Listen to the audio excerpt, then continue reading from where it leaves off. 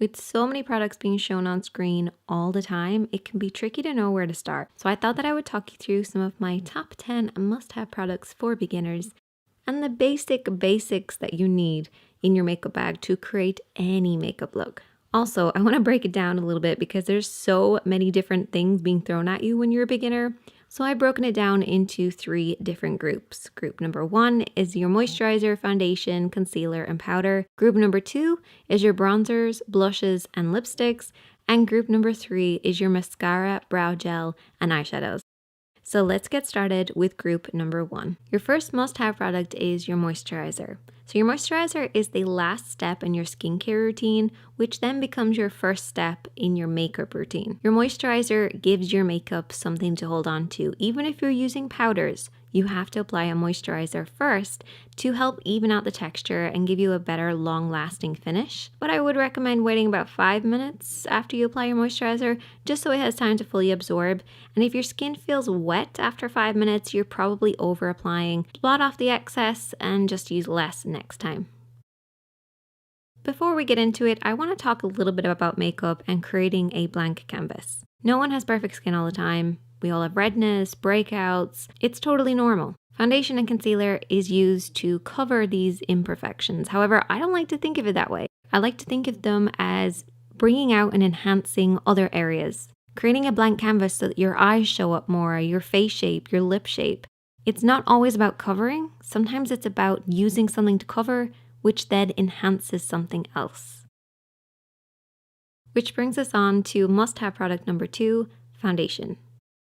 For beginners, you'll often hear recommendations of tinted moisturizers, BB creams, CC creams, because apparently these are supposed to be easier to apply. However, that's not exactly true. BB creams, tinted moisturizers, they're sheer and lightweight, which is why they're easy to apply. But that's only comparing them to full coverage heavy foundations. There's lots of foundations out there that are lightweight and sheer as well, and foundations are available in more tones, shades, and finishes compared to BB creams and tinted moisturizers. So you're guaranteed to find the right one that's going to work perfectly for you. So the basic rule to finding the right foundation is to note these 3 things: texture, tone, and shade. So the texture is your skin type. And when you're picking out a foundation, it's a bit like picking out a shampoo. If you have dry hair, you go for a moisturizing shampoo. Thin hair, volumizing shampoo. And it's the same with foundation. You have dry skin, illuminating foundation. Oily skin, mattifying foundation. Then you have your tone, which is your undertone. This is cool, warm, neutral, olive. But people often confuse the undertone with your shade, which is from light to dark. So you want to take these 3 things into consideration when you're picking out a foundation and also a concealer. In order to get true coverage, it's best to use a foundation and concealer that work well together. Your foundation is there to be used on larger areas to even them out, and your concealer is then there for the smaller areas that need more coverage. Must-have product number 4, setting powder. Now for beginners, I would actually recommend using a pressed powder, but it is totally up to you. Setting powders seal everything in place. They create a uniform texture all over the skin because foundation and concealers, they can set at different rates. And setting powders create a shine-free base that the rest of your powdered blushes and bronzers will easily glide over the top of. So that's group number 1. Moving on to group number 2, bronzers, blushes, and lipsticks. So must-have number 5. Bronzer. I want to talk real quick about the difference between contour and bronzer. Your contour is a matte shade, always matte, a dull, shadowy-like tone, and it's used in the low points of the face to emphasize the bone structure. Bronzer, however, can be satin, matte, or shimmer, usually more of a vibrant, warmer tone, and it's used on the high points of the skin.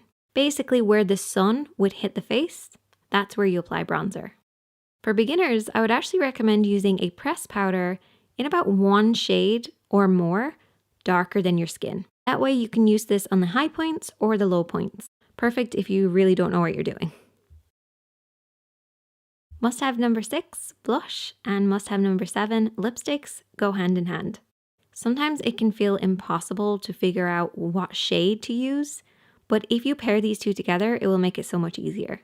So here are my 3 tricks for picking out the perfect lipstick and the perfect blush. Match the lips.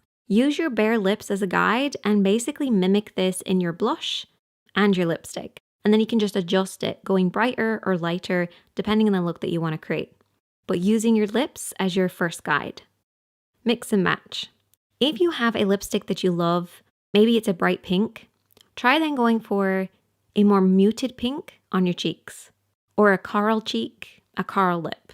The only time you don't want to do this is when you're wearing red because you can kind of look like a clown, but I do have a video coming up really soon on how to actually wear red, but mixing and matching your shades will help to bring the entire look together. And the last one is to match your cheeks. So run around or very lightly pinch your cheeks to see what color they go. And then try and get a lipstick and a blush to match that color. And there you go. Perfect shade for you. Moving on to group number 3, we have mascara, which is pretty self-explanatory, though I'd love to hear what your favorite mascaras are, so definitely leave a comment. And then we have brow gel. I always think for beginners, brow gel is probably the easiest thing to start off with because filling in your brows can feel a little bit too much at times. Start off with a clear gel, move on to a tinted, and then you'll eventually get used to how you want your brows to look. And must-have product number 10, eyeshadows.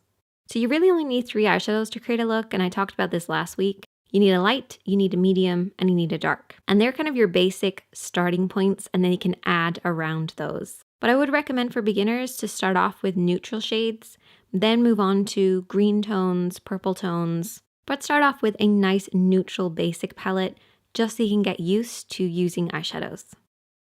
And there you go. Those are my top 10 products. Definitely let me know if there's anything I missed out, something you would swap in, or let me know what your favorites are because I love hearing from you guys. And I will see you guys in the next one.